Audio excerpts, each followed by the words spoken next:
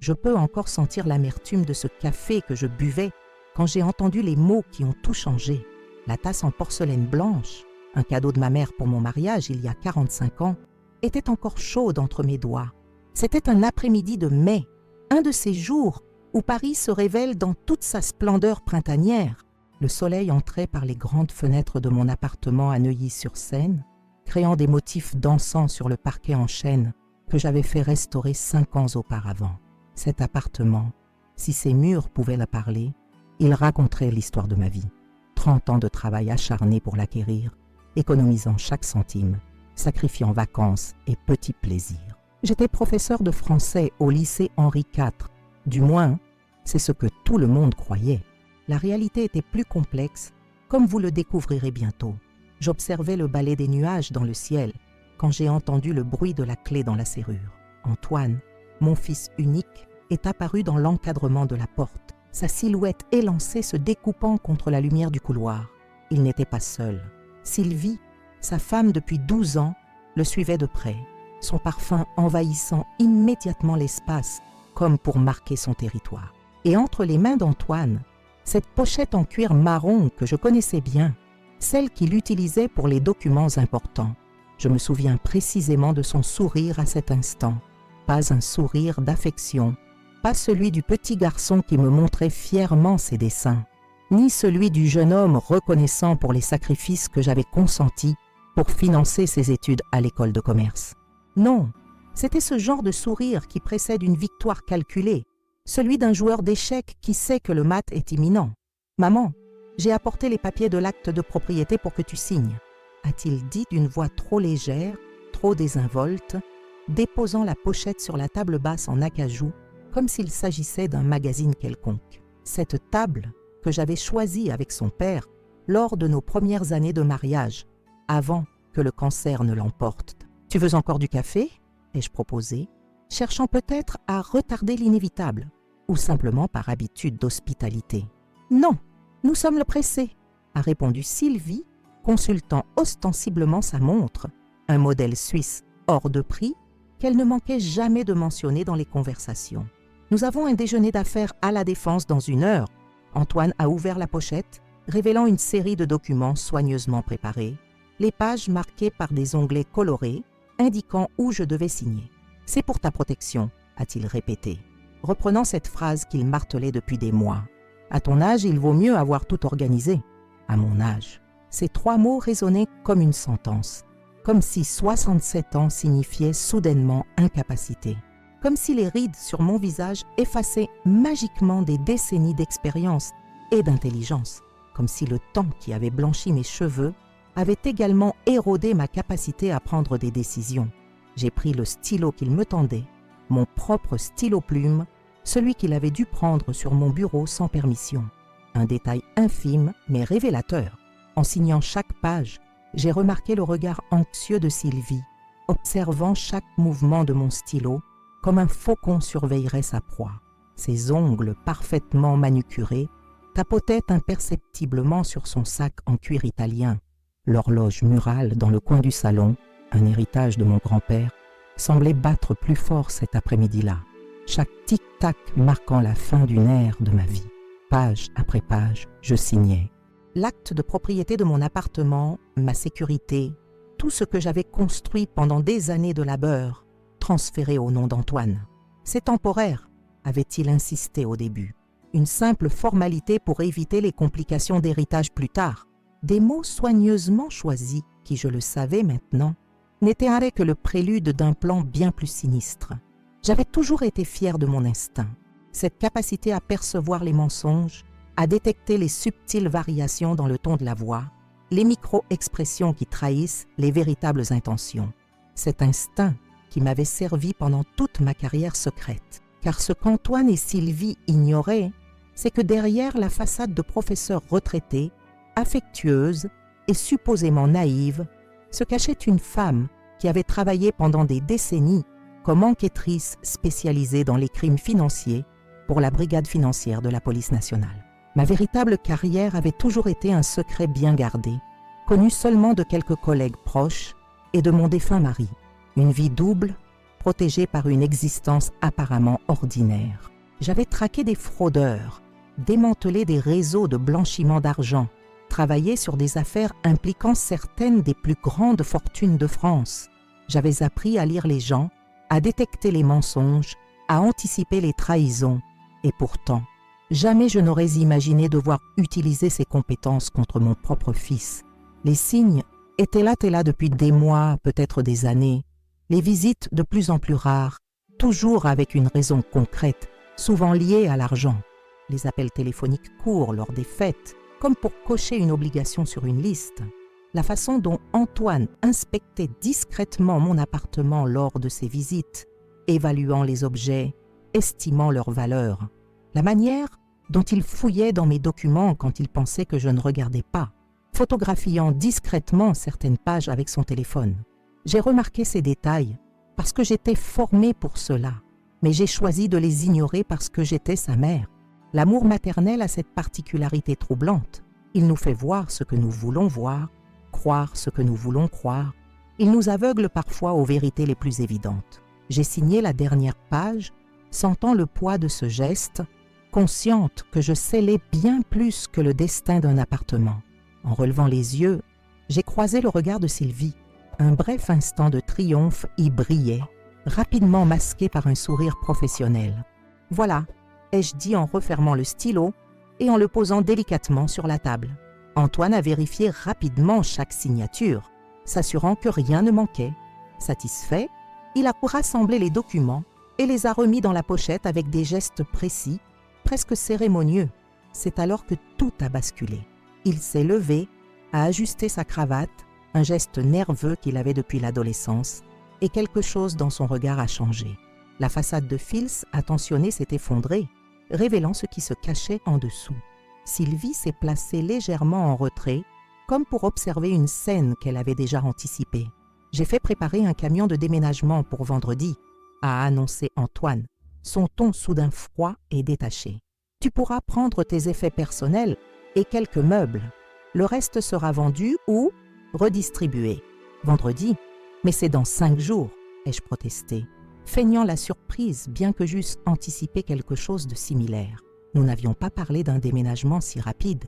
Plus tôt ce sera fait, mieux ce sera, a tranché Sylvie, son impatience à peine voilée. Nous avons déjà des acheteurs intéressés par plusieurs de tes meubles anciens. Ils offrent un bon prix. Mes meubles?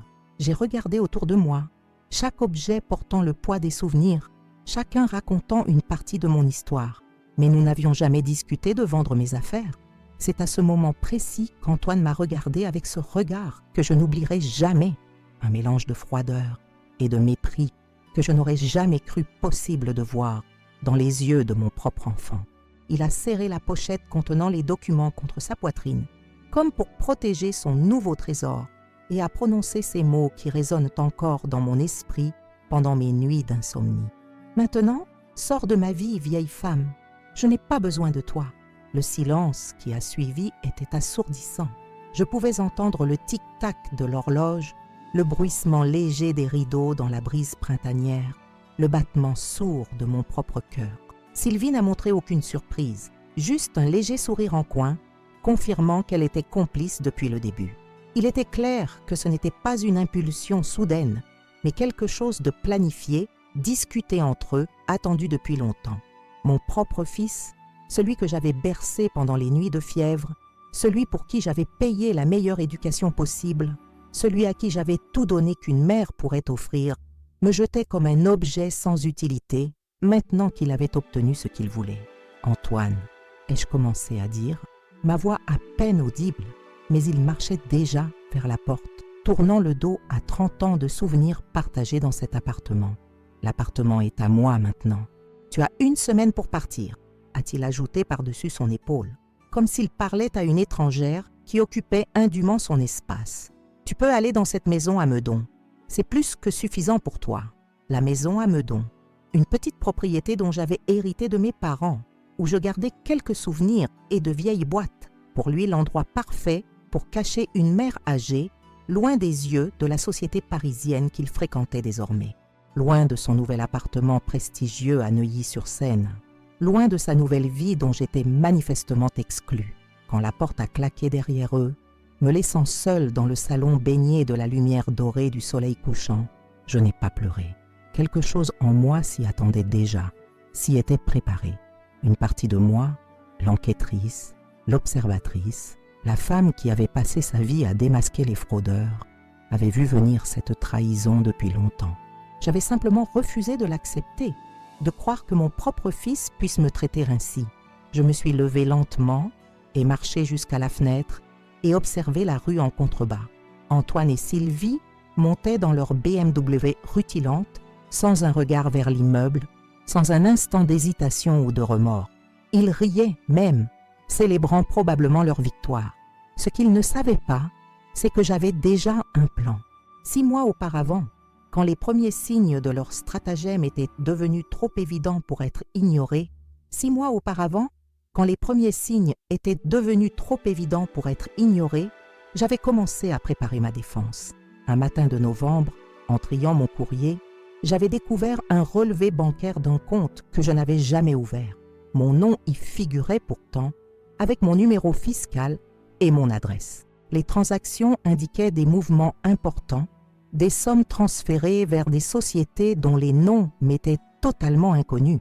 Ce jour-là, assise à ma table de cuisine avec ce document entre les mains, j'ai senti un frisson parcourir ma colonne vertébrale. Ce n'était pas la peur, mais cette sensation familière que j'avais connue tant de fois durant ma carrière, le premier indice d'une affaire qui commence à se révéler. J'ai sorti de mon placard une vieille boîte à chaussures, cachée derrière des albums photos. Elle contenait un téléphone prépayé que je gardais pour les urgences, un carnet d'adresses que je n'avais pas ouvert depuis ma retraite officielle et une petite clé USB cryptée. Les doigts légèrement tremblants, j'ai composé un numéro que je connaissais par cœur. « Allô ?» La voix grave et familière de Jean-Pierre Fournier a résonné à l'autre bout de la ligne. Mon ancien partenaire à la brigade financière, mon confident depuis plus de 30 ans. « C'est Marguerite », ai-je dit simplement. « Je crois que j'ai besoin de ton aide. » 2 heures plus tard, nous nous retrouvions au Café des Artistes à Montmartre, un lieu discret où nous avions l'habitude de discuter des affaires sensibles autrefois. Jean-Pierre avait à peine changé, toujours ces mêmes yeux bleus perçants, ces mêmes rides d'expression qui s'accentuaient quand il souriait, cette même façon de tapoter nerveusement la table quand il réfléchissait. « Tu es sûr que c'est Antoine ?» m'a-t-il demandé après avoir examiné les documents que j'avais apportés.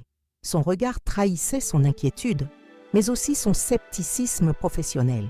Il connaissait mon fils depuis sa naissance, l'avait vu grandir, lui avait offert son premier vélo. J'aimerais me tromper, Jean-Pierre, mais les signes sont là. J'ai sorti d'autres documents de mon sac, des relevés de comptes suspects, des copies de procuration que je n'avais jamais signées, des demandes de prêt à mon nom. Et ce n'est que ce que j'ai pu trouver. Je soupçonne qu'il y a bien plus. Jean-Pierre a commandé 2 cafés et a baissé la voix. « Qu'est-ce que tu veux faire? Porter plainte ?» La question m'a fait mal, comme une lame enfoncée dans mon cœur de mère. Porter plainte contre mon propre fils, l'envoyer en prison, détruire sa vie, son mariage, sa réputation. Mais quelle autre option avais-je? Non, ai-je finalement répondu. Du moins, pas tout de suite. Je veux comprendre l'ampleur de ce qu'il fait. Je veux savoir s'il agit seul ou s'il y a d'autres personnes impliquées. Je veux des preuves irréfutables. Jean-Pierre a hoché la tête, comprenant parfaitement. Comme au bon vieux temps, une surveillance discrète. Exactement, mais j'aurais besoin d'aide. Dans les jours qui ont suivi, nous avons monté une petite équipe composée d'anciens collègues de confiance. Marcel Rousseau, maintenant commissaire à la brigade financière, a accepté de nous aider officieusement. Maître Lucien Beaumont, avocat spécialisé en droit financier, avec qui nous avions collaboré sur plusieurs affaires importantes, s'est joint à nous. Et bien sûr, il y avait Claire Bonnet, psychologue judiciaire, qui avait témoigné dans certains de nos procès les plus complexes. Mon appartement a été discrètement équipé de caméras miniatures, dans les interrupteurs, les détecteurs de fumée, les cadres photos. De petits microphones ont été placés sous les meubles principaux. Un système de surveillance que j'avais utilisé des dizaines de fois contre des criminels, mais jamais je n'aurais imaginé l'employer contre mon propre sang. La première preuve concrète est arrivée moins d'1 semaine plus tard. Antoine est venu me rendre visite un mardi après-midi, prétextant vouloir m'inviter à déjeuner. J'ai feint un léger malaise pour décliner, lui suggérant plutôt de rester prendre un thé. Dès que je suis allée dans la cuisine préparer les boissons, les caméras l'ont capturé en train de fouiller méthodiquement dans mon bureau, photographiant des documents avec son téléphone, copiant ma signature sur un papier blanc. Ce soir-là, seul face aux écrans dans le petit appartement que Jean-Pierre avait loué à La Défense pour notre opération, j'ai regardé les images en boucle. Mon fils, mon unique enfant, me volait délibérément. L'expression concentrée sur son visage pendant qu'il fouillait mes papiers était celle d'un étranger, froide, calculatrice, dénuée de toute affection. « Tu devrais te reposer », m'a conseillé Jean-Pierre, posant une main réconfortante sur mon épaule. « Nous avons ce dont nous avions besoin pour commencer ?»« Non », ai-je répondu, essuyant une larme solitaire. « Je veux tout voir. Je dois comprendre. » Les semaines suivantes ont révélé un tableau bien plus sombre que ce que j'avais imaginé. Antoine n'agissait pas seul. Les documents qu'il photographiait dans mon appartement se retrouvaient entre les mains de Sylvie, qui les transmettait ensuite à un certain Édouard Lambert, notaire dans le 16e arrondissement. Ce dernier créait des documents falsifiés qui étaient ensuite utilisés pour ouvrir des comptes, contracter des prêts, transférer des propriétés. Mais le plus choquant fut de découvrir que mon cas n'était pas isolé.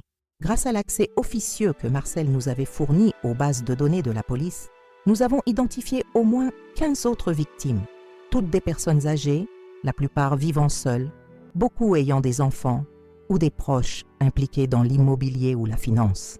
Un schéma clair se dessinait. C'est un réseau organisé, a conclu Marcel lors d'une de nos réunions au café. Il cible des personnes vulnérables, utilise les liens familiaux pour accéder à leurs documents personnels, crée des faux et transfère progressivement tous les actifs avant de disparaître.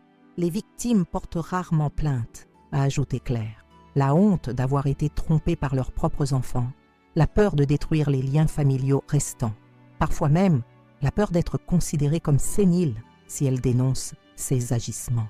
Le puzzle s'assemblait pièce par pièce. Antoine n'était pas seulement un fils indigne qui volait sa mère, il faisait partie d'une organisation criminelle sophistiquée qui exploitait systématiquement la confiance et l'amour familial pour s'enrichir. Cette réalisation, aussi douloureuse soit-elle, a renforcé ma détermination. Nous allons tous les faire tomber, ai-je déclaré fermement. Pas seulement pour moi, mais pour toutes les autres victimes. Notre plan s'est précisé lorsque j'ai intercepté une conversation entre Antoine et Sylvie dans mon salon, où ils discutaient de leur stratégie. Ils voulaient que je signe l'acte de propriété de mon appartement, me pousser à déménager rapidement, puis revendre le bien pour financer un projet immobilier plus grand. Ma maison à Meudon les intéressait également, non pas pour sa valeur actuelle, mais pour son potentiel de développement, le terrain étant suffisamment grand pour construire plusieurs résidences. C'est notre opportunité, a suggéré Lucien après avoir écouté l'enregistrement. Nous pouvons préparer un faux acte de propriété, quelque chose qui semble légitime en surface, mais qui contient des clauses cachées qui protégeront vos biens et serviront de preuve contre eux. Et quand le proposerons-nous ? Ai-je demandé. Nous devons attendre qu'ils fassent le premier pas, a répondu Jean-Pierre. Laissons-les venir à vous avec leurs propres documents. Nous le remplacerons discrètement par le nôtre. L'occasion s'est présentée plus tôt que prévu. Antoine m'a appelé un soir de fin avril, sa voix inhabituellement chaleureuse. « Maman, j'ai une excellente nouvelle. J'ai parlé à mon conseiller financier de ta situation et il a suggéré une solution pour protéger ton patrimoine. Je passerai demain avec les papiers, d'accord ? Bien sûr, mon chéri, ai-je répondu, jouant le rôle de la mère confiante et naïve qu'il s'attendait à manipuler. Cette nuit-là, réunis avec l'équipe dans notre appartement de La Défense, nous avons peaufiné notre contre-document. Lucien avait créé un chef-d'œuvre juridique, un acte qui ressemblait en tout point à un transfert de propriété standard, mais qui contenait des clauses codées préservant mon droit de propriété et incluant des aveux implicites de fraude de la part d'Antoine. En le signant, il se condamnerait lui-même sans le savoir. C'est risqué, a averti Marcel. S'il lit attentivement le document, il ne le fera pas, a assuré Claire avec conviction. J'ai étudié son comportement à travers les vidéos. Antoine est trop sûr de lui, trop convaincu de sa supériorité intellectuelle. Il n'imagine pas un instant que sa mère puisse le piéger. Le lendemain matin, j'ai accueilli Antoine et Sylvie avec un sourire serein, leur offrant des croissants frais et du café. Pendant qu'ils s'installaient dans le salon, je suis allée chercher plus de sucre dans la cuisine. L'occasion pour Jean-Pierre, qui s'était introduit discrètement dans l'appartement plus tôt, de remplacer les documents dans la serviette d'Antoine par notre version. Tout s'est déroulé exactement comme nous l'avions prévu. Antoine m'a présenté ses documents, m'expliquant avec une patience condescendante pourquoi ce transfert était dans mon intérêt. J'ai joué mon rôle à la perfection, posant quelques questions pour la forme, hésitant juste assez pour paraître crédible, puis acceptant finalement de signer. Ce qui m'a le plus marqué pendant cette mise en scène, c'est l'absence totale de remords ou d'hésitation chez mon fils. Pas une seule fois son masque n'a glissé pour révéler ne serait-ce qu'une trace de culpabilité. Pour lui, me dépouiller de tout ce que j'avais construit n'était qu'une transaction commerciale, une stratégie financière intelligente. Après leur départ, j'ai attendu dans un silence lourd de sens. Le piège était tendu. Maintenant, il fallait attendre qu'ils mordent à l'hameçon. La suite s'est déroulée exactement comme Claire l'avait prédit. Antoine a fait enregistrer l'acte de propriété sans jamais le lire en détail, trop pressé de s'emparer de mon appartement. 3 jours plus tard, il est revenu avec une équipe d'évaluateurs immobiliers, faisant l'inventaire de mes meubles, discutant ouvertement de leur plan de rénovation, comme si je n'étais pas présente. « Tu devrais commencer à emballer tes affaires personnelles », m'a-t-il dit en partant. « Je t'enverrai des cartons demain. Le déménageur viendra vendredi. » J'ai acquiescé docilement, jouant jusqu'au bout la mère résignée qu'il s'attendait à voir. Mais dès que la porte s'est refermée derrière lui, j'ai appelé Jean-Pierre. Il a mordu à l'hameçon, complètement. Les jours suivants ont été un tourbillon d'activités. Pendant que je faisais semblant de préparer mon déménagement, notre équipe consolidait le dossier contre Antoine et ses complices. Marcel a obtenu discrètement des mandats de perquisition pour les bureaux du notaire Lambert. Les agents de la brigade financière ont commencé à suivre la piste de l'argent, remontant les transactions frauduleuses jusqu'à leurs bénéficiaires finaux. Camille, ma petite fille de 15 ans, est venue me voir en cachette durant cette période.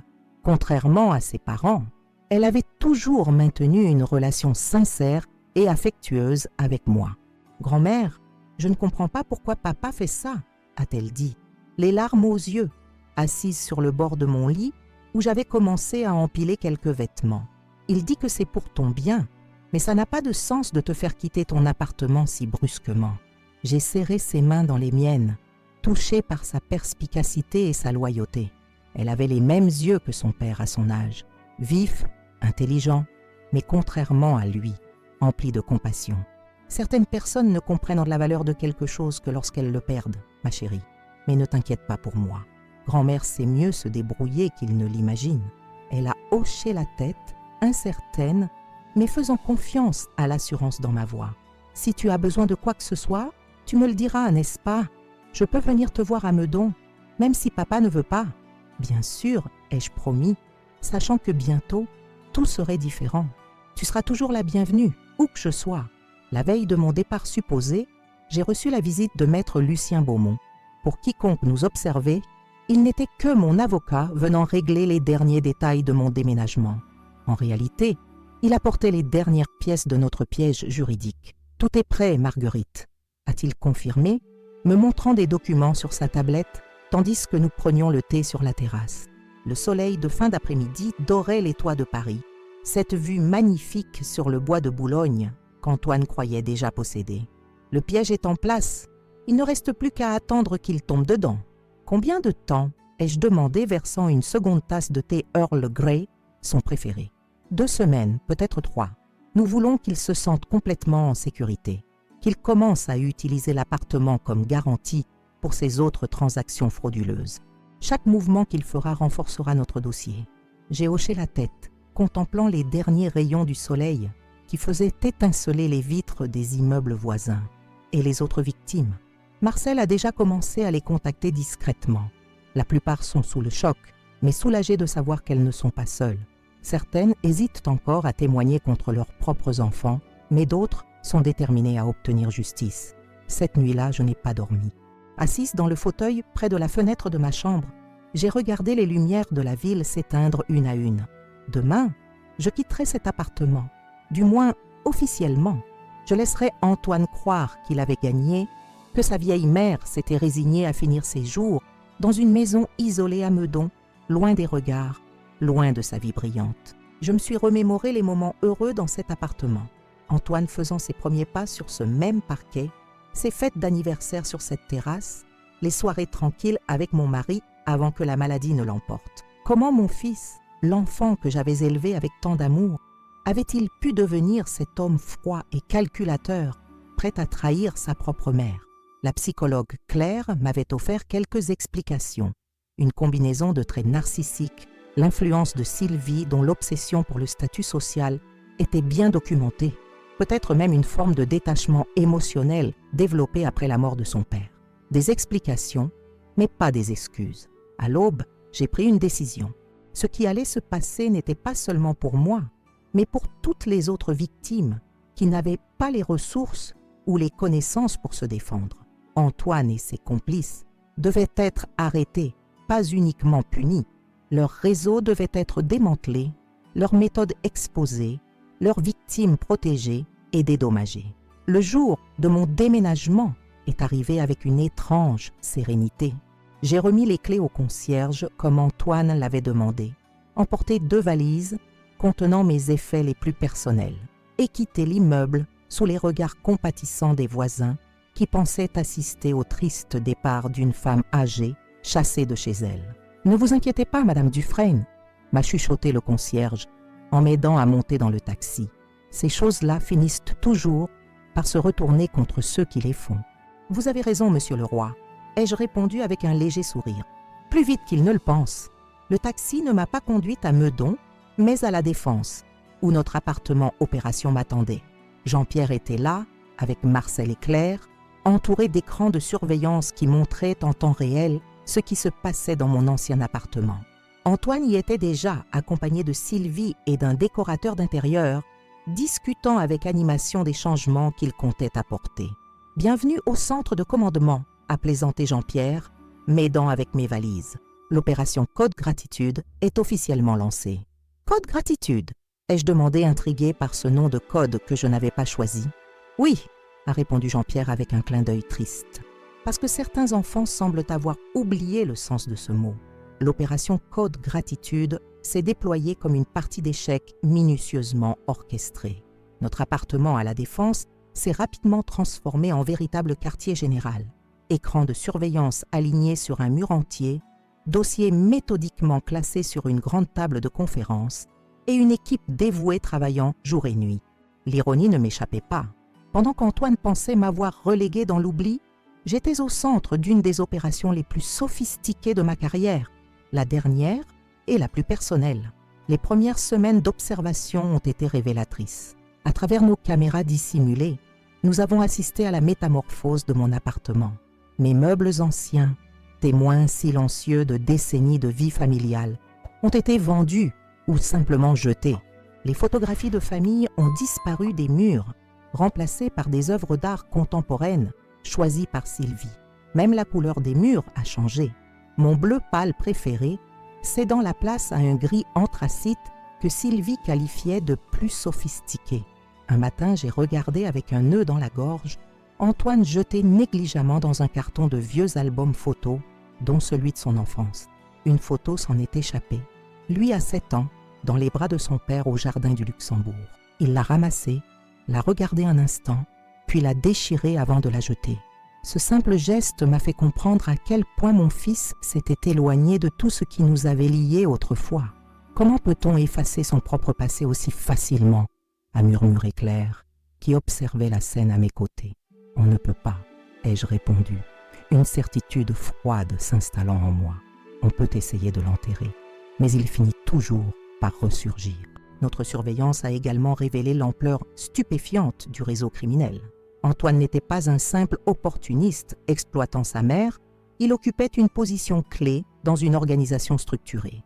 À travers les conversations captées dans mon ancien salon, désormais transformé en bureau improvisé, nous avons identifié au moins 5 autres complices actifs. Édouard Lambert, le notaire véreux qui légalisait les transferts frauduleux, Gérard Voisin, un agent immobilier qui identifiait les victimes potentielles, Christine Dubois, employé de banque qui facilitait l'ouverture des comptes fictifs, Philippe Moreau, expert comptable qui blanchissait l'argent à travers des sociétés écrans, et bien sûr Sylvie qui coordonnait leurs activités tout en maintenant une façade sociale impeccable. C'est bien plus organisé que nous le pensions, a commenté Marcel en ajoutant de nouveaux noms à notre tableau d'investigation. Il fonctionne comme une entreprise, avec recrutement, formation et même un système de bonus basé sur la valeur des propriétés acquises. Et les victimes, ai-je demandé, redoutant la réponse. Marcel a soupiré, son visage trahissant une fatigue accumulée depuis des semaines d'enquête intensive. 23 identifiées jusqu'à présent. Toutes présentent le même profil, personnes âgées, financièrement stables, relations familiales distantes mais maintenues. La plupart ont été dépouillées progressivement, laissées avec juste assez pour survivre mais pas assez pour se défendre légalement. Cette découverte a renforcé ma détermination. Mon cas personnel s'effaçait devant l'ampleur de cette machination qui détruisait des vies. J'ai commencé à étudier chaque dossier, à mémoriser chaque visage, à noter chaque détail qui pourrait aider ces victimes à obtenir justice. Un soir, alors que nous travaillions tard, Jean-Pierre m'a apporté une tasse de thé, s'asseyant à mes côtés devant les écrans. Son visage portait les marques de l'inquiétude. « Tu devrais te reposer, Marguerite. Tu n'as pratiquement pas dormi depuis 3 jours. »« Comment pourrais-je dormir ?» ai-je répondu, lui montrant le dossier ouvert devant moi. « Regarde, Mathilde Laporte, 81 ans. Son neveu lui a pris sa maison à Vincennes, l'a placée dans une résidence médicalisée de qualité médiocre et a vendu tous ses biens. Elle n'a même pas pu garder les photos de son défunt mari. » Jean-Pierre a posé sa main sur la mienne. Un geste simple mais réconfortant. C'est précisément pourquoi tu dois rester en forme. Ces personnes comptent sur toi, sur nous, et nous ne pouvons pas nous permettre de faire des erreurs. Il avait raison, bien sûr. Cette opération exigeait une précision absolue. La moindre faille pourrait permettre à Antoine et ses complices d'échapper à la justice. Je me suis finalement accordé quelques heures de repos, dormant sur le canapé du bureau pendant que les autres continuaient à surveiller les écrans. Le lendemain matin, une découverte inattendue a accéléré nos plans. Antoine avait organisé une réunion dans mon ancien appartement avec tous ses principaux associés. Les caméras et microphones ont capturé une conversation qui aurait fait frémir n'importe quel procureur.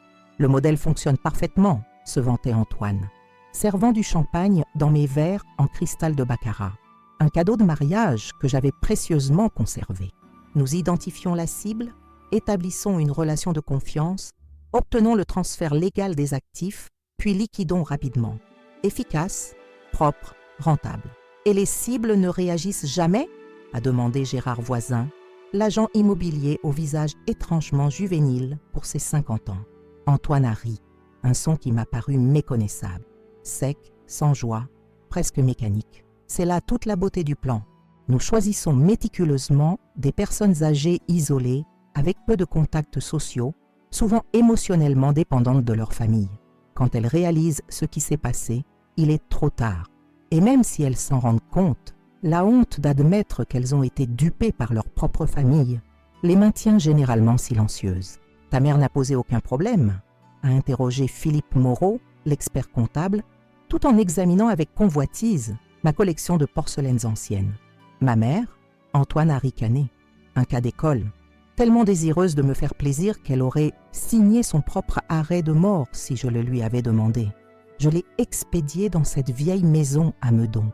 Elle y passera ses derniers jours à se demander ce qu'elle a fait de mal. Classique.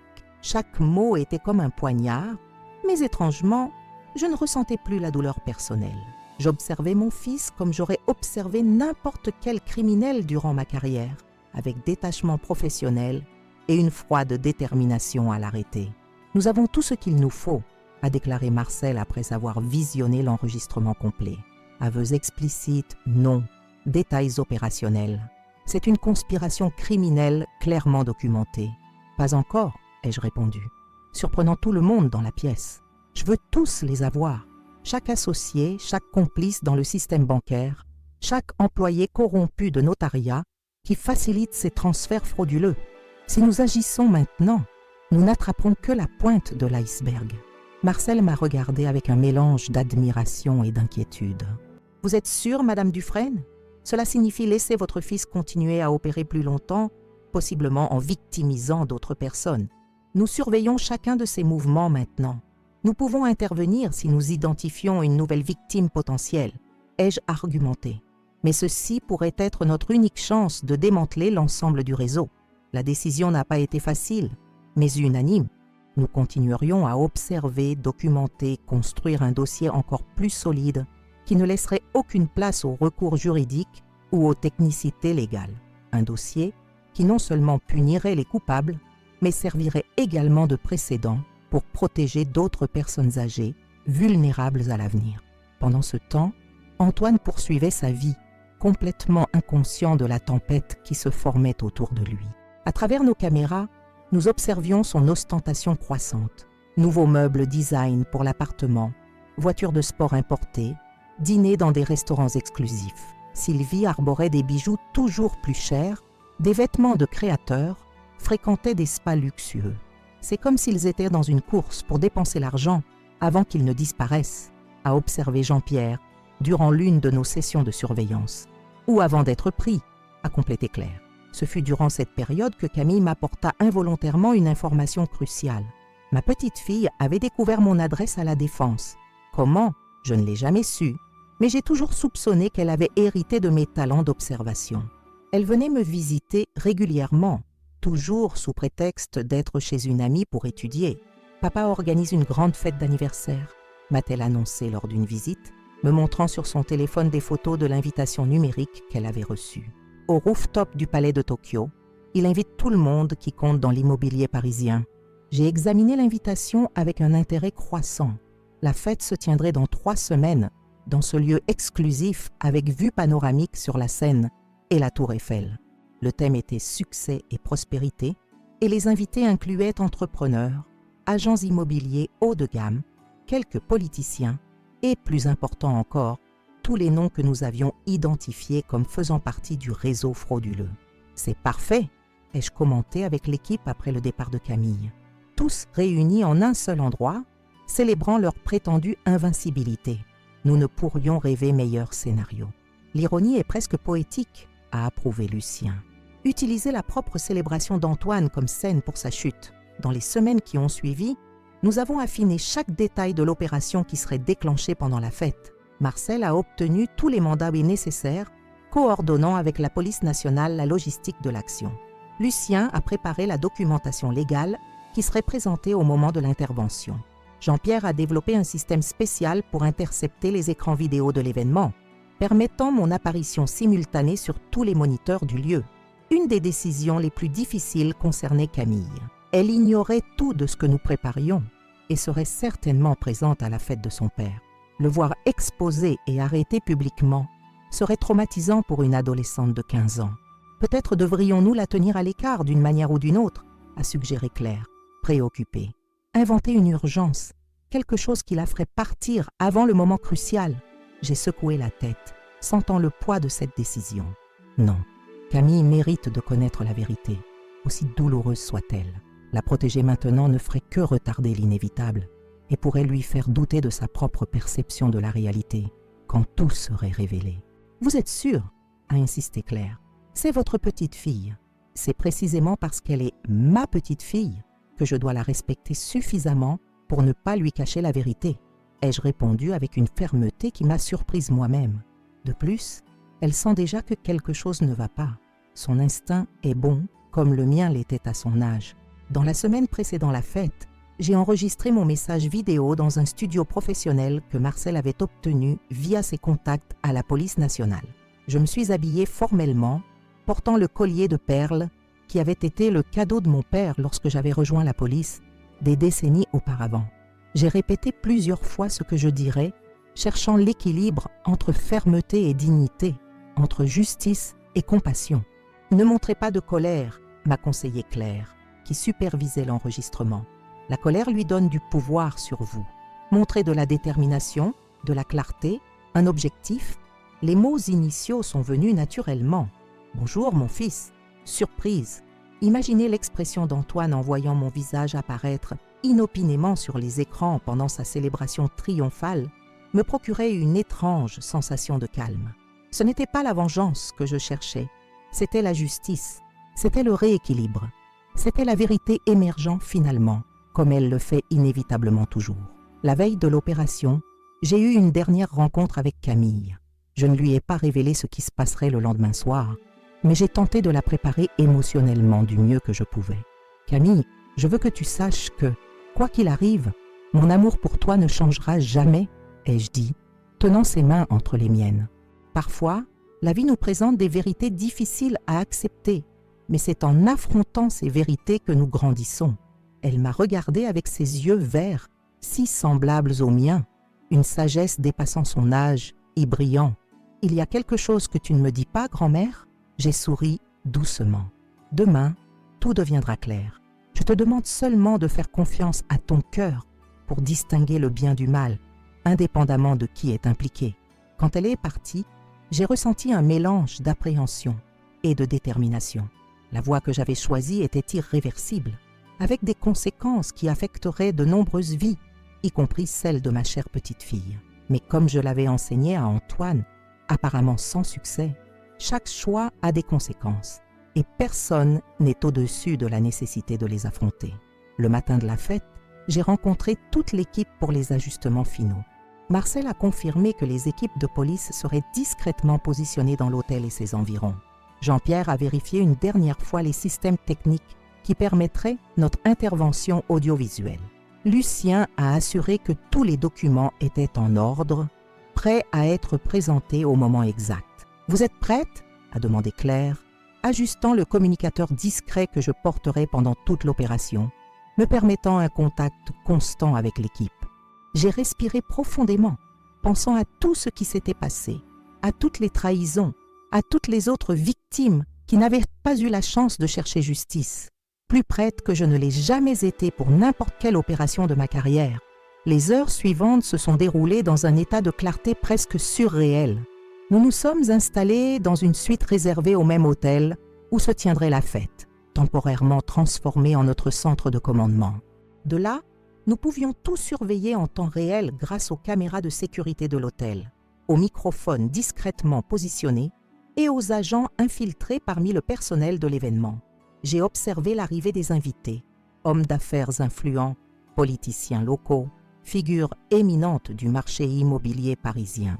J'ai vu Antoine et Sylvie les accueillir triomphalement, lui dans un costume italien hors de prix, elle exhibant un collier de diamants que je soupçonnais avoir été acheté avec l'argent détourné de personnes âgées, vulnérables. J'ai vu Camille arriver, magnifique dans une robe bleu marine, semblant mal à l'aise parmi ces adultes qui célébraient un succès construit sur l'exploitation et la fraude. J'ai remarqué son expression légèrement inconfortable, comme si elle sentait intuitivement que quelque chose n'allait pas dans toute cette ostentation. Et puis, quand les toasts ont commencé, et qu'Antoine s'apprêtait à discourir sur son succès mérité, j'ai donné le signal. C'était le moment que nous avions méticuleusement planifié pendant 6 mois, le moment où Marguerite Dufresne cesserait d'être la mère rejetée pour se révéler comme l'architecte de la justice. Lancèrent l'opération Code Gratitude, ai-je dit calmement dans le communicateur, sentant le poids et l'importance de ce moment.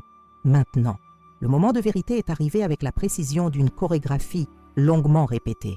Dans notre centre de commandement, je regardais Antoine sur les écrans de surveillance.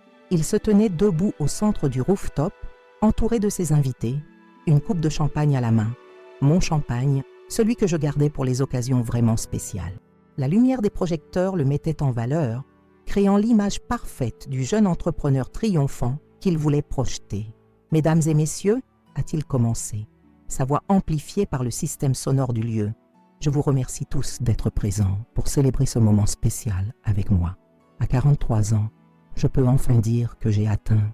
À cet instant précis, j'ai fait un léger signe de tête à Jean-Pierre. Il a appuyé sur une touche de son ordinateur et l'opération s'est mise en marche. Toutes les lumières du rooftop se sont éteintes simultanément, plongeant l'espace dans une obscurité momentanée.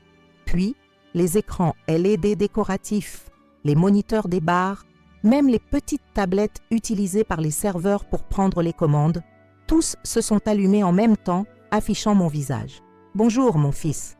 Surprise, Même à travers les caméras de surveillance, j'ai pu voir l'effet instantané de cette apparition. Le visage d'Antoine s'est décomposé, passant de la confiance triomphante à la stupéfaction, puis à la terreur en l'espace de quelques secondes. Sa coupe de champagne a glissé entre ses doigts, se brisant sur le sol dans un bruit cristallin qui a résonné dans le silence soudain. Pour ceux qui ne me connaissent pas, ai-je continué dans l'enregistrement, ma voix calme mais déterminée remplissant l'espace. Je suis Marguerite Dufresne, mère d'Antoine Dufresne, votre hôte ce soir. Il y a 6 mois, j'ai supposément transféré l'acte de propriété de mon appartement à Neuilly-sur-Seine à son nom. Ou du moins, c'est ce qu'il a cru. Les caméras ont capturé le mouvement nerveux des yeux d'Antoine, parcourant la salle, cherchant une issue, une explication, n'importe quoi qui puisse interrompre ce qui se déroulait. Sylvie, à ses côtés, agrippait son bras avec une telle force que ses jointures étaient blanches contre le tissu sombre de son costume. « Tu m'as demandé de sortir de ta vie après que j'ai signé l'acte. Maintenant, sors de ma vie, vieille femme. Je n'ai pas besoin de toi. » Ce furent tes mots exacts, Antoine. Ce que tu ne savais pas, c'est que j'avais déjà imaginé que cela arriverait. Par le communicateur, j'ai entendu Marcel informer « Équipe en position à toutes les sorties. Personne ne sort avant que nous ayons terminé. » Sur les écrans, j'observais les invités échanger des regards confus. Certains commençaient déjà à s'éloigner discrètement d'Antoine, comme des rats quittant un navire sur le point de sombrer. Pendant des années, j'ai observé comment toi et Sylvie utilisiez mon nom et mon numéro fiscal pour des opérations de blanchiment d'argent, continuait mon enregistrement, tandis que des documents commençaient à apparaître sur les écrans, remplaçant mon visage. Chaque document falsifié, chaque compte offshore, chaque pot de vin dans des montages immobiliers, tout est documenté. Les documents affichés n'étaient pas seulement relatifs aux fraudes contre moi, mais aussi des preuves du système plus vaste que nous avions découvert.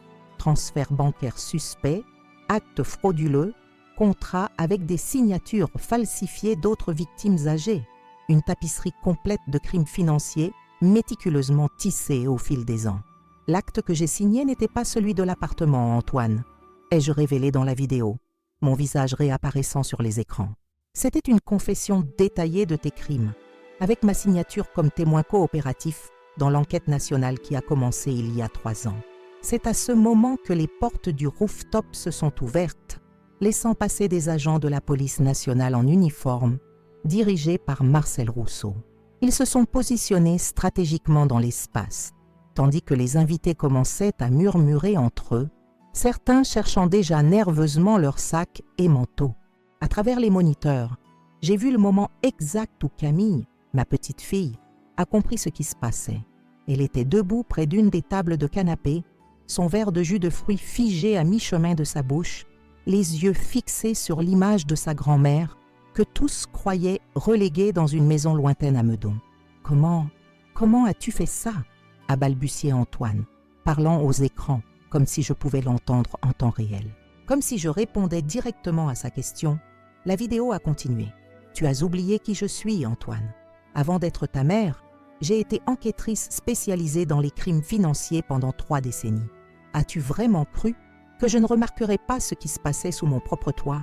Marcel s'est approché d'Antoine, qui semblait avoir vieilli de 10 ans en quelques minutes. « Antoine Dufresne, a-t-il annoncé, sa voix professionnelle et impersonnelle, vous êtes en état d'arrestation pour les crimes d'escroquerie, blanchiment d'argent, faux et usage de faux, abus de confiance et association de malfaiteurs.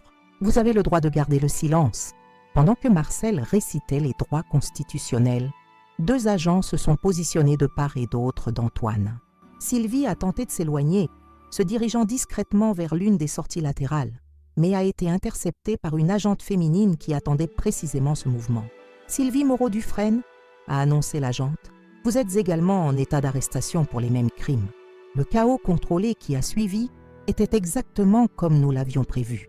Les agents identifiaient et arrêtaient chacun des complices présents à la fête. Édouard Lambert, le notaire, Gérard Voisin, l'agent immobilier, Christine Dubois, l'employé de banque, Philippe Moreau, l'expert comptable. À travers les moniteurs de notre salle de commandement, j'observais la scène se dérouler comme une pièce de théâtre soigneusement mise en scène.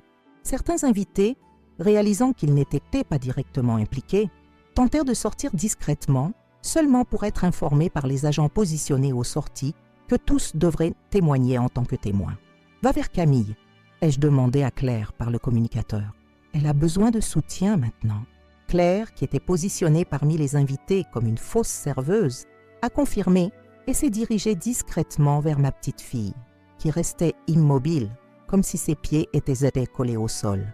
Mon attention est revenue vers Antoine, quand les écrans ont montré le moment final de mon message. « Je t'ai tout donné, Antoine, y compris la chance d'être honnête. Tu as choisi cette voie. » Les moniteurs ont montré Antoine menotté, le choc initial cédant la place à une rage impuissante. « Tu ne peux pas me faire ça !»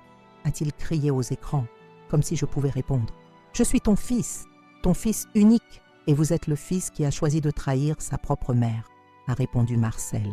Non pas pour moi, mais exprimant ce que tous dans la salle pensaient. « Allons, monsieur Dufresne, ne rendez pas cela plus difficile que ça ne l'est déjà. » Sylvie, contrairement à Antoine, maintenait un calme calculé, comme si elle évaluait déjà ses options juridiques. Ses yeux froids parcouraient l'espace, probablement identifiant qui pourrait l'aider plus tard. Quand son regard a croisé celui de Camille, j'ai vu quelque chose de rare sur son visage, un éclair de honte, rapidement remplacé par le masque d'indifférence qu'elle portait si bien. C'est alors que j'ai décidé qu'il était temps d'apparaître en personne. « Je descends. » ai-je informé l'équipe par le communicateur. « Vous êtes sûr ?» a questionné Jean-Pierre, l'inquiétude évidente dans sa voix. « Nous pouvons conclure l'opération sans votre présence physique. J'en suis certaine, » ai-je répondu avec détermination. « Camille a besoin de me voir, et Antoine aussi. » J'ai ajusté mon collier de perles, vérifié mon reflet dans le miroir de la suite et respiré profondément. Cette confrontation serait la plus difficile de ma vie, plus exigeante que n'importe quelle opération que j'avais coordonnée durant ma carrière à la brigade financière. Quand les portes de l'ascenseur se sont ouvertes sur le rooftop, le brouhaha des voix a progressivement diminué jusqu'à ce qu'un silence absolu s'installe. J'ai avancé d'un pas ferme, maintenant la posture droite que j'avais conservée durant toute ma carrière, les yeux fixés droit devant moi. Antoine, déjà menotté et sur le point d'être emmené, s'est figé en me voyant. Son visage a traversé une succession d'émotions, choc, confusion, colère et finalement quelque chose qui ressemblait à un éclair de compréhension tardive. « Comment ?» a-t-il commencé, mais les mots semblaient lui manquer. Je me suis arrêtée à quelques pas de lui, conservant une dignité qui contrastait avec son état actuel. Cheveux ébouriffés, cravate de travers, la sueur tachant le col de sa chemise coûteuse. « Tu m'as sous-estimé, Antoine ?» ai-je dit simplement, ma voix calme remplissant le silence tendu. Comme beaucoup sous-estiment les personnes âgées, ils confondent cheveux blancs avec fragilité, rides avec incapacité, expérience avec obsolescence. J'ai remarqué du coin de l'œil que plusieurs invités filmaient discrètement la scène avec leur téléphone portable. Demain, ceci serait dans tous les journaux, partagé indéfiniment sur les réseaux sociaux. L'humiliation publique faisait partie de la punition, mais ce n'était pas mon objectif principal. Pourquoi ? ai-je demandé, la seule question qui importait vraiment. Pourquoi trahir celle qui t'a toujours tout donné ?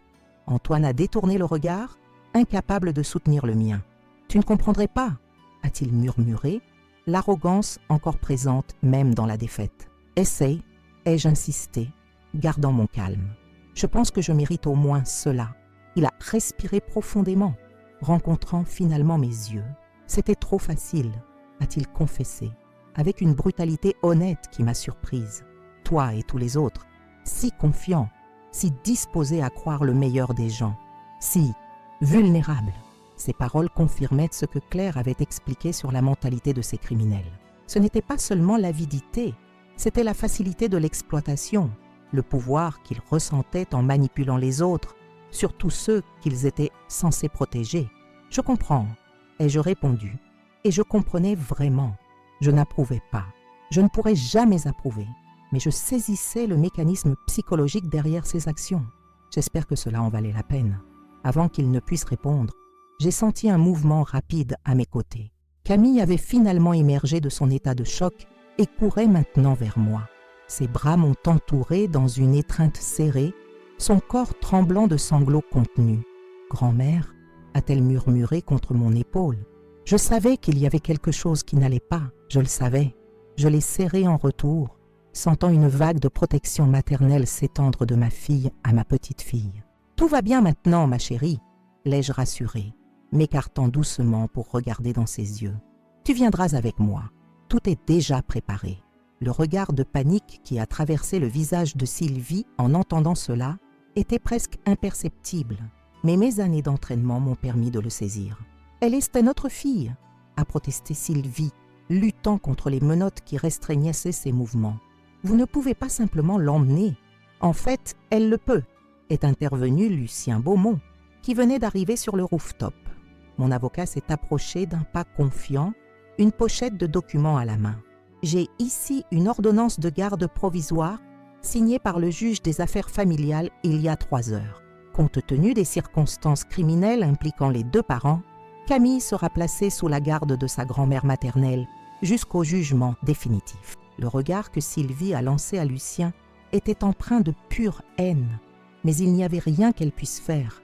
Le filet que nous avions tissé autour d'eux était inéluctable, chaque détail méticuleusement planifié. « Ce n'est pas fini », a menacé Antoine tandis que les agents commençaient à l'emmener. « J'ai des relations, j'ai de l'argent. »« Non, Antoine, c'est bien fini », ai-je corrigé doucement. « Tes relations sont en train d'être arrêtées en ce moment même lors d'opérations simultanées dans toute la ville. Et quant à l'argent, j'ai fait une pause significative. Tous les biens acquis avec des ressources illicites sont déjà bloqués et en cours de saisie judiciaire, y compris l'appartement à Neuilly-sur-Seine qui, je dois te rappeler, n'a jamais cessé d'être légalement le mien. » La compréhension de l'étendue de sa défaite semblait enfin l'atteindre. Ses épaules se sont affaissées, le masque de confiance s'effondrant complètement. « Allons, monsieur Dufresne », a insisté Marcel, avec une gentillesse professionnelle qui, d'une certaine façon, rendait tout cela plus dévastateur. « Vos avocats pourront vous rencontrer au siège de la police nationale. » Alors qu'il l'emmenait, Antoine a jeté un dernier regard en arrière. Nos yeux se sont croisés pendant un moment qui semblait s'étirer infiniment. J'ai vu en lui le garçon qu'il avait été autrefois, le fils que j'avais aimé inconditionnellement, maintenant perdu dans un labyrinthe d'avidité et d'auto-illusion. « Maman » a-t-il commencé, mais les mots semblaient lui manquer. « Je sais » ai-je simplement répondu.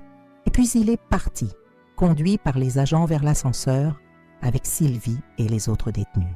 Les invités restants ont commencé à être organisés pour témoigner, beaucoup semblant soulagés d'être simplement à la périphérie du scandale. Camille est restée à mes côtés, sa main fermement accrochée à la mienne, comme si elle craignait que je puisse disparaître à nouveau. « Qu'est-ce qui va se passer maintenant ?»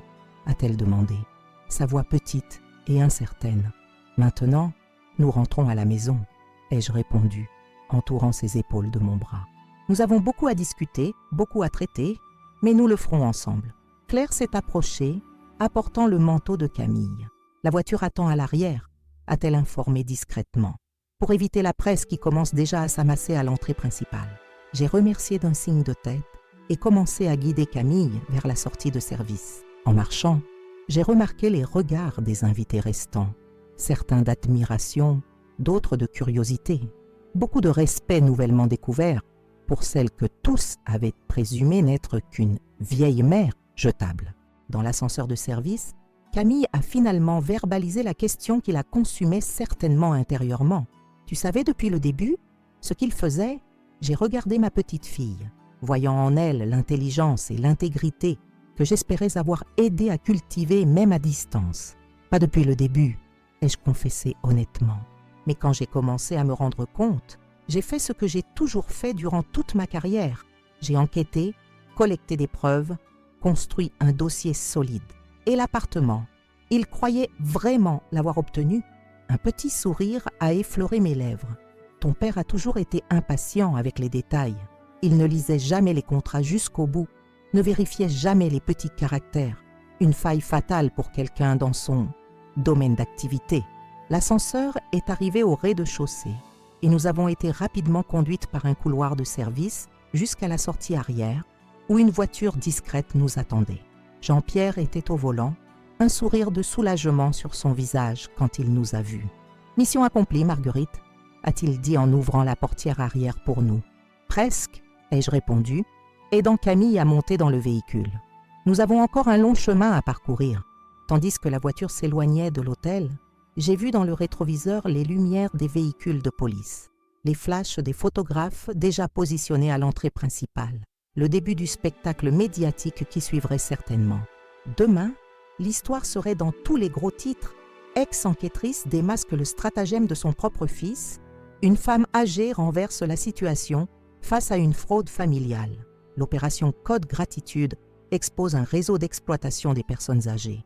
Mais à ce moment-là, dans cette voiture silencieuse traversant la nuit parisienne, nous n'étions qu'une grand-mère et une petite fille, 2 générations unies par le sang et maintenant par la vérité, aussi douloureuse soit-elle. « Où allons-nous » a demandé Camille, sa voix sonnant déjà un peu plus ferme. « À la maison » ai-je répondu, serrant doucement sa main. « À l'endroit où tu seras toujours la bienvenue, quoi qu'il arrive. » Et tandis que Jean-Pierre conduisait vers la Défense, vers l'appartement qui deviendrait le nouveau foyer de Camille, j'ai finalement senti le poids des 6 derniers mois commencer à se dissiper.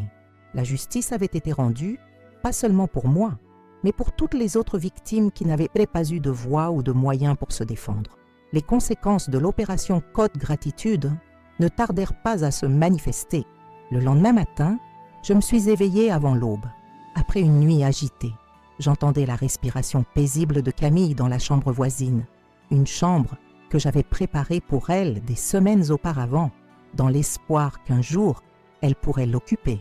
Les murs couleur lavande, un petit bureau près de la fenêtre avec vue sur la Défense, quelques photographies de nous deux dans des cadres simples mais élégants.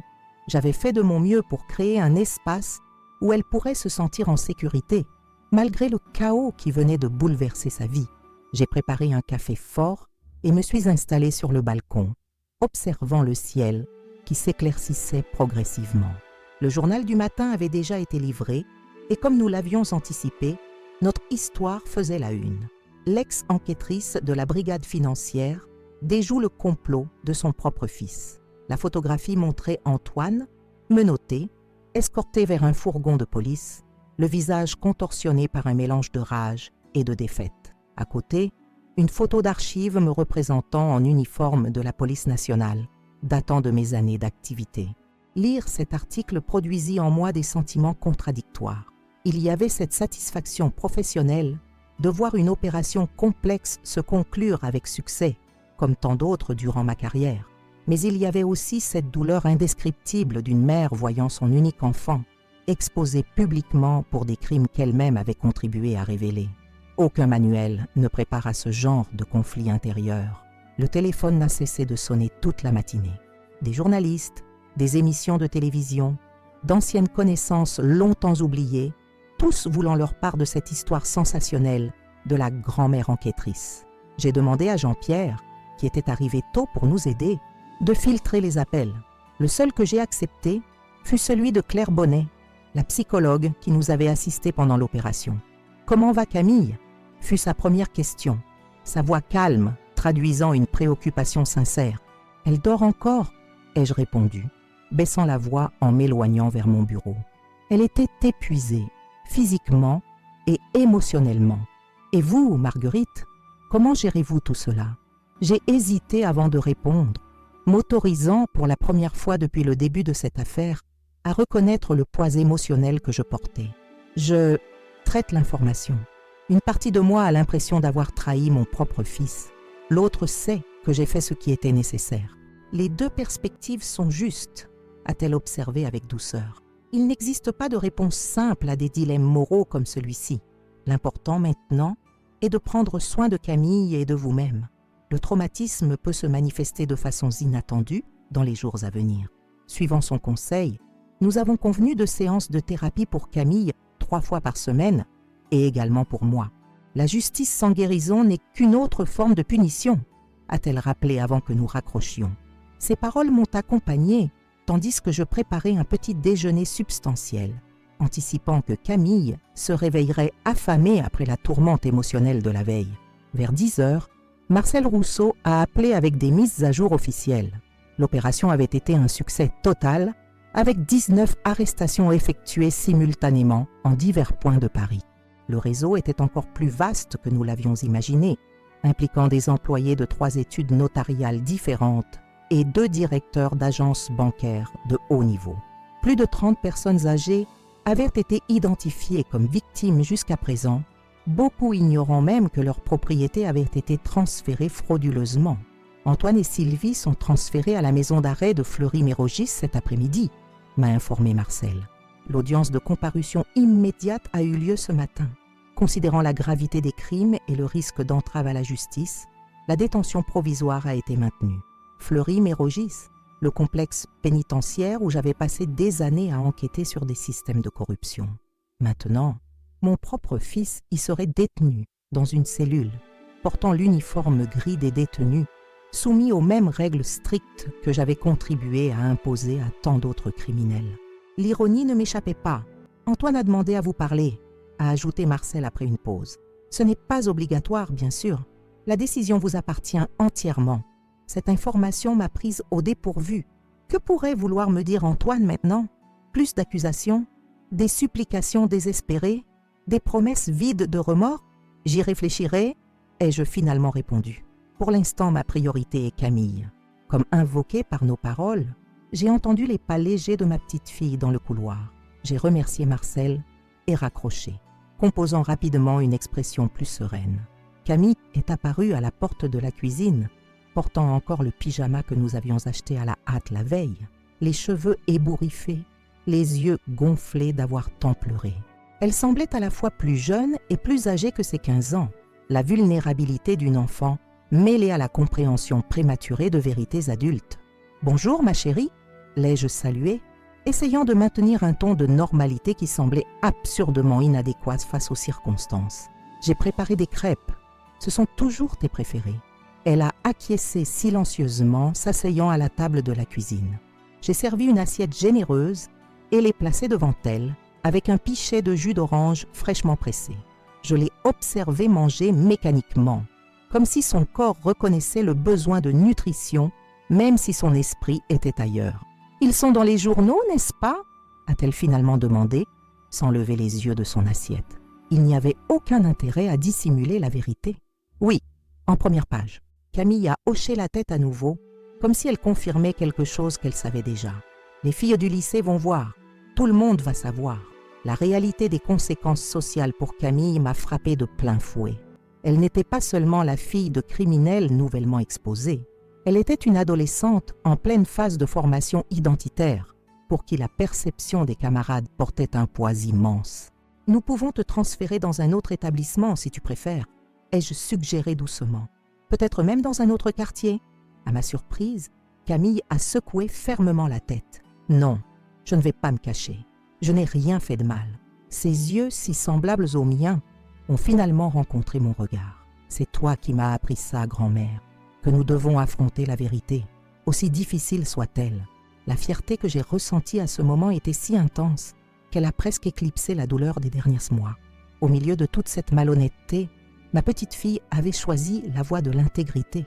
Peut-être était-ce là le véritable héritage que je laisserais, non pas à travers le fils que j'avais perdu à cause de l'avidité, mais à travers la petite fille qui avait hérité de mon sens de la justice. Les jours suivants se sont déroulés dans une routine improvisée. Camille a commencé ses séances avec Claire, qui venait gentiment à l'appartement pour lui épargner l'exposition publique. J'alternais entre des réunions avec des avocats, des dépositions complémentaires pour la police nationale et de longues conversations avec Maître Beaumont sur les implications juridiques de tout ce qui s'était passé. « Les biens saisis sont en cours d'évaluation », a expliqué Lucien lors d'une de nos réunions. « Beaucoup devront être vendus pour indemniser les victimes, mais votre appartement à Neuilly-sur-Seine est sécurisé, comme nous l'avions planifié. La clause d'usufruit viager a parfaitement fonctionné. Et la maison à Meudon, ai-je demandé, pensant à la petite propriété héritée de mes parents. Également sécurisée. Antoine ne l'a jamais incluse dans ses combines, probablement parce qu'il l'a considérée de faible valeur commerciale. J'ai acquiescé, ressentant un soulagement inattendu. Cette modeste maison conservait des souvenirs précieux de mon enfance. Les déjeuners du dimanche avec mes parents, les après-midi à jouer dans le petit jardin, le chant des oiseaux dans les vieux manguiers. C'était un fragment de mon histoire qui était resté intouché par la cupidité d'Antoine. Une semaine après l'opération, j'ai finalement décidé de rendre visite à mon fils à Fleury-Mérogis. Camille resterait avec Jean-Pierre, qui était devenu une présence constante et rassurante dans notre nouvelle vie. Je me suis habillée simplement, mais avec dignité. Un tailleur bleu marine, mon collier de perles, des chaussures confortables. L'apparence d'une mère qui vient voir son fils, pas celle d'une enquêtrice qui confronte un suspect. La procédure pour les visites était rigoureuse. Identification, fouilles, longues attentes dans des couloirs gris et impersonnels. Chaque étape dans cet endroit me ramenait des souvenirs de mes visites professionnelles passées, quand j'étais de l'autre côté de l'équation, interrogeant des suspects, recueillant des témoignages. Antoine a été amené dans le parloir, les mains menottées, vêtu de l'uniforme gris de l'établissement. Le contraste avec l'homme élégant de la fête d'anniversaire ne pouvait être plus saisissant. Son visage montrait des signes évidents de nuit mal dormie et il y avait une nouvelle ride entre ses sourcils qui n'était pas là auparavant. « Maman !»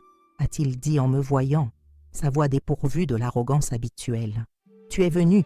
Je suis venue, ai-je confirmé, m'asseyant sur la chaise métallique face à lui. Tu as demandé à me voir. » Le gardien s'est positionné discrètement dans le coin de la pièce, nous donnant l'illusion d'intimité, bien que nous sachions tous deux que chaque mot serait entendu et enregistré. « Comment va Camille ?» a-t-il demandé, me surprenant par sa première préoccupation. « Elle gère la situation mieux qu'on pourrait s'y attendre. Elle est forte, comme toi, a-t-il observé, avec ce qui semblait être une admiration authentique. Je n'ai jamais imaginé que tu pourrais faire ce que tu as fait. C'était ton erreur, Antoine. Me sous-estimer, comme tant de gens sous-estiment les personnes âgées. » Il a baissé les yeux, un geste rare de soumission que je n'avais jamais vu chez lui à l'âge adulte. « Je voudrais m'excuser, mais je sais qu'il n'y a pas d'excuse pour ce que j'ai fait. »« Non, il n'y en a pas, » ai-je convenu, gardant ma voix ferme. Il ne s'agit pas seulement de moi. Il y avait d'autres personnes âgées que toi et tes associés avaient exploitées. Des personnes qui ont fait confiance à leurs propres enfants, comme j'ai fait confiance en toi.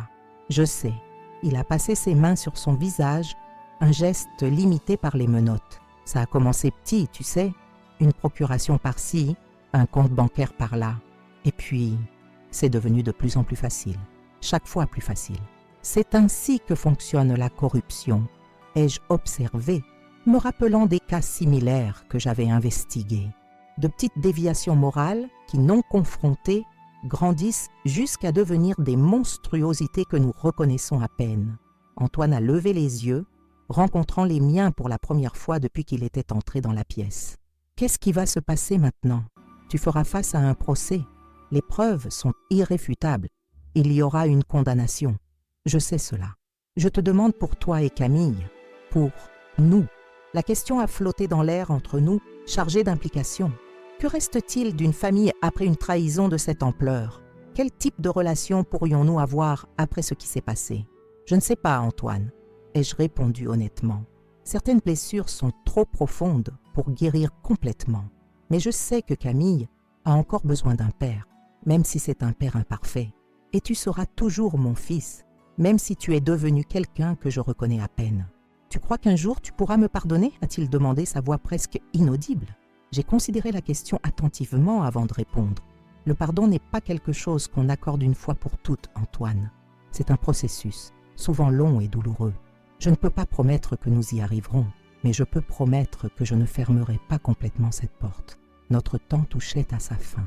Le gardien s'est approché, indiquant que la visite se terminait. Avant de me lever, j'ai regardé une dernière fois mon fils, le garçon que j'avais bercé durant les nuits de fièvre, l'adolescent rebelle qui avait testé mes limites, l'homme qui avait choisi la voie de la malhonnêteté. « Camille a demandé si tu allais changer, » ai-je commenté. J'ai dit que je ne savais pas, que le changement ne vient que lorsqu'on reconnaît ses erreurs. Le choix, comme toujours, t'appartient. J'ai quitté la prison avec des sentiments mitigés, tristesse pour ce que nous avions perdu, soulagement d'avoir dit ce qui devait être dit, incertitude quant à l'avenir de notre relation familiale compliquée. Le ciel de Paris était particulièrement bleu ce matin-là, un contraste presque cruel avec l'atmosphère grise que je venais de quitter. Un an s'est écoulé depuis cette visite à Fleury-Mérogis. Les changements dans ma vie ont été aussi profonds qu'inattendus. Avec l'aide de Lucien, Marcel et Jean-Pierre, j'ai commencé à organiser des rencontres avec d'autres victimes.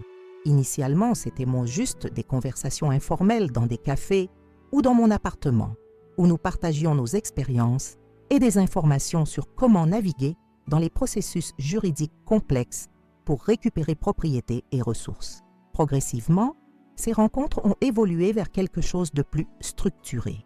6 mois après l'opération Code Gratitude, nous avons fondé l'Institut Dignité et Mémoire, dédié à la protection patrimoniale et émotionnelle des personnes âgées. Utilisant une partie des ressources récupérées des systèmes frauduleux, légalement destinés à la réparation des victimes, nous avons loué un petit local commercial à Saint-Germain-des-Prés où nous avons commencé à offrir des conseils juridiques gratuits, un soutien psychologique et des ateliers éducatifs sur les droits des aînés. Camille, à ma grande surprise et fierté, est devenue une bénévole enthousiaste de l'Institut.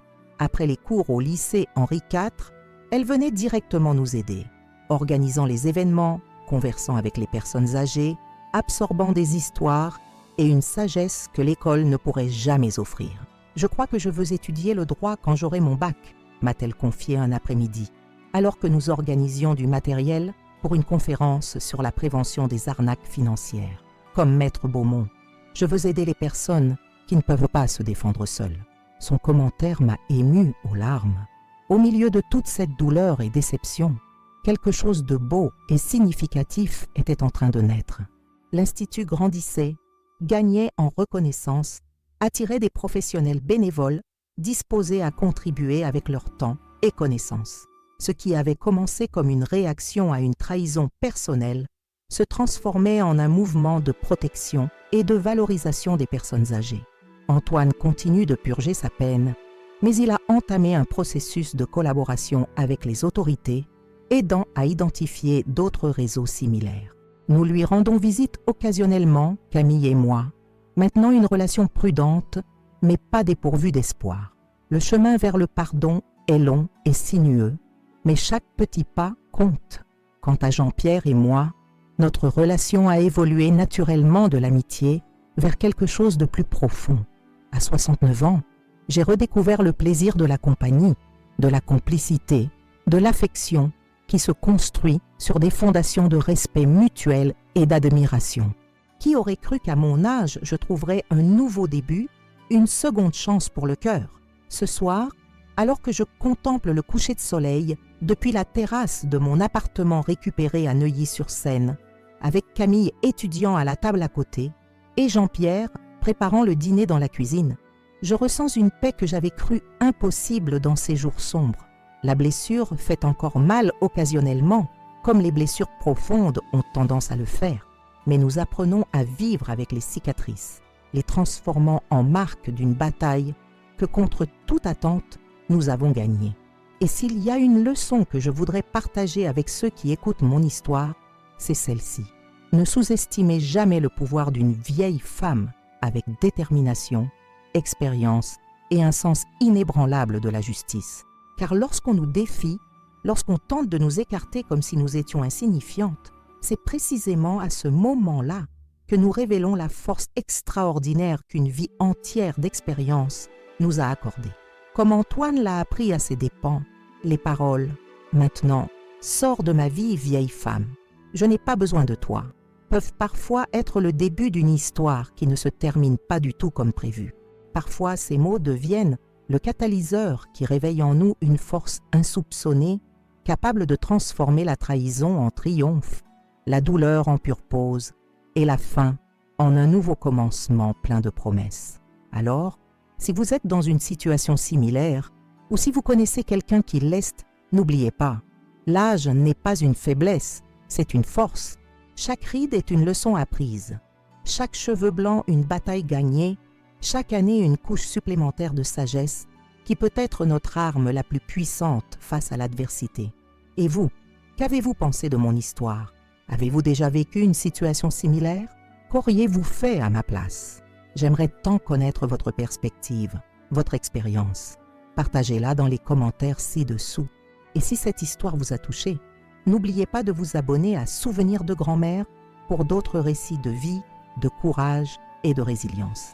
En repensant à tout ce que j'ai vécu, je ressens le besoin de partager cette histoire, non comme un cas isolé, mais comme un avertissement pour tant d'autres personnes âgées qui pourraient vivre des situations similaires en silence, par honte ou par peur. Quand Antoine, mon fils unique, m'a chassé de ma propre maison, après que j'ai signé l'acte de propriété en sa faveur, en me lançant ces mots cruels. « Maintenant, sors de ma vie, vieille femme. Je n'ai pas besoin de toi. » Il ne se doutait pas de qui j'étais réellement. Derrière la façade d'une professeure retraitée et mère dévouée, se cachait une enquêtrice avec des décennies d'expérience dans le démantèlement de réseaux criminels. Cette expertise m'a permis de transformer ce qui aurait dû être ma défaite en une victoire, non seulement pour moi, mais pour des dizaines d'autres personnes âgées exploitées par leur propre famille. Le piège que j'ai préparé était méticuleux. Pendant qu'Antoine croyait m'avoir vaincu, je documentais chaque mouvement suspect, chaque opération frauduleuse, chaque connexion avec d'autres complices. Avec mes anciens collègues de la police nationale, nous avons construit un dossier irréfutable, attendant simplement le moment parfait pour agir. Et quel moment pouvait être plus approprié que sa fête d'anniversaire, entouré de tous ses complices et de la haute société qu'il cherchait tant à impressionner. Voir son visage lorsque mon image est apparue sur tous les écrans, révélant que la vieille femme qu'il avait écartée s'apprêtait à démanteler son empire criminel, fut un moment que je n'oublierai jamais, non par vengeance, mais parce que la justice se manifestait enfin, pas uniquement pour moi, mais pour toutes les victimes similaires. Les conséquences furent immédiates et dévastatrices pour Antoine et ses associés. L'opération Code Gratitude a abouti à 19 arrestations simultanées, l'exposition d'un réseau s'étendant à travers notaires et banques, et l'identification de plus de 30 personnes âgées victimes du même stratagème. Mon fils et sa femme Sylvie ont été incarcérés, confrontés à la dure réalité que leur choix avait créée. Camille, ma petite fille de 15 ans, est venue vivre avec moi, voir sa force face à la vérité concernant ses parents, sa détermination à suivre un chemin différent, est devenue la plus grande récompense que j'aurais pu recevoir. Elle n'a pas seulement survécu au traumatisme, elle s'est épanouie, trouvant un sens à sa vie en aidant d'autres personnes âgées à travers l'Institut Dignité et Mémoire que nous avons fondé ensemble. L'année qui a suivi a été une période de reconstruction et de transformation. Ce qui avait commencé comme une réponse à une trahison personnelle a évolué vers un mouvement qui aide aujourd'hui des centaines de personnes âgées chaque mois, offrant des conseils juridiques, un soutien psychologique et des ateliers éducatifs sur les droits et la protection patrimoniale. Antoine continue de purger sa peine, mais il a entamé un processus de collaboration et de réparation qui, bien que n'effaçant pas le passé, ouvre une petite possibilité de rédemption future. Notre relation, quoique prudente, n'est pas complètement détruite. Comme je lui ai dit lors de notre visite en prison, le pardon n'est pas quelque chose qu'on accorde une fois pour toutes. C'est un processus, souvent long et douloureux. Quant à moi, j'ai redécouvert à 69 ans que la vie réserve encore des surprises. J'ai récupéré mon appartement à Neuilly-sur-Seine, trouvé un nouveau sens à ma vie avec l'Institut et développé une relation profonde avec Jean-Pierre, mon ancien collègue, qui est resté à mes côtés dans les moments les plus difficiles. Les blessures laissées par la trahison d'Antoine font encore mal occasionnellement, mais nous apprenons à vivre avec les cicatrices, les transformant en marque d'une bataille que, contre toute attente, nous avons remportée. Si je devais transmettre un message à partir de mon histoire, ce serait que l'âge ne doit jamais être confondu avec la fragilité. Les cheveux blancs, les rides, les pas plus lents ne diminuent en rien notre capacité à lutter pour la justice, à réinventer nos vies, à recommencer même quand cela semble impossible. Chaque ride représente une expérience, chaque cheveu blanc, une leçon apprise, chaque année vécue une accumulation de sagesse qui peut devenir notre arme la plus puissante. Nous serons tous, à un moment donné, des personnes âgées, si nous avons cette chance. La façon dont nous traitons les aînés aujourd'hui définit la société que nous construisons pour notre propre avenir. Quand nous permettons que des personnes âgées soient exploitées, trompées et écartées, nous pavons la voie pour notre propre destin similaire. C'est pourquoi je vous demande, à vous qui regardez cette vidéo, si vous avez reconnu des éléments de mon histoire dans votre propre vie, si vous connaissez quelqu'un qui pourrait être dans une situation similaire, ou si vous vous souciez simplement de cette cause, ne restez pas silencieux. Le silence est le plus grand allié de ceux qui exploitent les personnes vulnérables. Cherchez de l'aide, dénoncez, partagez des informations qui pourraient protéger d'autres personnes âgées. Cette histoire que je viens de partager avec vous n'a pas été facile à revivre et à raconter. Chaque mot, chaque souvenir a exigé du courage et de la détermination. Réaliser cette vidéo a demandé beaucoup de mon temps et de mon énergie, mais je considère essentiel que ces histoires soient les racontées. Le canal Souvenirs de grand-mère existe précisément pour donner une voix aux personnes comme moi, qui ont des histoires importantes à partager, des leçons précieuses à offrir. Si cette histoire vous a touché d'une manière ou d'une autre, je vous prie de vous abonner à notre canal. Chaque nouvel abonné représente une personne consciente de plus, un allié de plus dans la protection des droits des personnes âgées, une voix de plus qui se joint à la nôtre. L'acte simple de cliquer sur le bouton d'abonnement peut sembler insignifiant, mais pour nous, il représente la reconnaissance que nos histoires comptent, que nos voix méritent d'être entendues. Laissez également votre « j'aime » à cette vidéo. Ce geste simple aide notre contenu à atteindre davantage de personnes, à diffuser ce message si nécessaire au-delà de notre cercle immédiat. Et s'il vous plaît, partagez avec quelqu'un que vous pensez avoir besoin d'entendre cette histoire. Peut-être une personne âgée en situation vulnérable, un membre de famille préoccupé, ou simplement quelqu'un qui doit être rappelé de la valeur et de la force des personnes plus âgées. Plus que tout, j'aimerais vous demander de laisser votre commentaire. Qu'avez-vous pensé de mon histoire? Avez-vous déjà été témoin ou vécu quelque chose de similaire? Qu'auriez-vous fait à ma place? Vos commentaires non seulement enrichissent notre communauté, mais me donnent personnellement la force de continuer à partager des expériences qui, bien que douloureuses, peuvent aider d'autres à éviter des situations similaires ou à trouver la force de les affronter. Produire un contenu comme celui-ci exige des ressources considérables. La recherche, la scénarisation, le tournage, le montage, chaque étape demande du temps et des investissements. Si vous le pouvez, envisagez de contribuer au « merci », notre forme de don pour aider au coût du canal et nous permettre d'apporter plus de vidéos quotidiennement. Votre contribution, quel que soit le montant, fait une réelle différence dans notre capacité à poursuivre ce travail. Ce soutien nous aide à maintenir le canal actif et à atteindre plus de personnes avec nos histoires. Visitez également nos autres vidéos.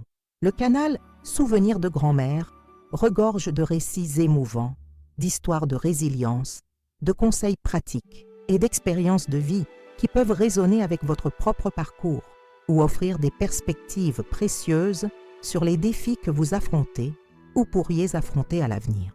En terminant ce récit, je voudrais laisser une réflexion finale. La vie suit rarement le chemin que nous avons planifié. Parfois, les plus grandes trahisons viennent de ceux que nous aimons le plus et les recommencements les plus significatifs surgissent quand nous nous y attendons le moins. Ce qui détermine notre parcours n'est pas les coups que nous recevons, mais comment nous choisissons d'y répondre. Comment nous transformons la douleur en objectif, la trahison en justice, la fin en recommencement. Quand Antoine m'a ordonné de sortir de sa vie, il croyait écrire le chapitre final de mon histoire. Il ne savait pas qu'il ne faisait que commencer un nouveau livre, un dans lequel je tiendrai la plume, pas lui.